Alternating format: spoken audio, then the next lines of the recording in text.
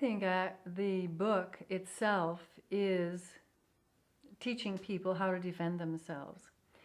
And good people tend not to defend themselves. They tend to be nice and sweet and loving and kind and polite. And when people are abrasive and rude and crude and mean, they don't have that, I guess, the teaching in order to be able to stand up for themselves. So one of the things that I am teaching when I'm teaching the soul to come forth and start living the life and get rid of the ego, I'm teaching the people to have courage. And courage is what it takes in order to stand in the face of fear and stand up against someone who is really controlled by the ego, because otherwise the person would be very nice and would be kind and there would be no war. The ego is the only one who makes war. The ego is the only one who can be mean and cruel.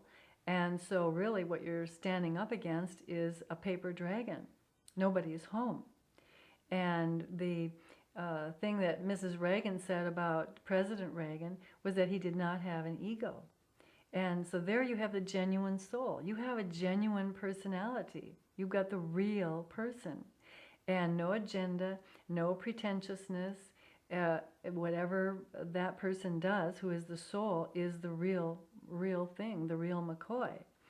The bad things that happen to good people happen because the good people do not stand up and say, stop, you will not do this. I will not allow this. And the courage that is necessary in order to do that is what the soul training is. And that is what Unraveling Your Past to Get into the Present and the Answer to Sun Tzu, which follows it, they teach soul training.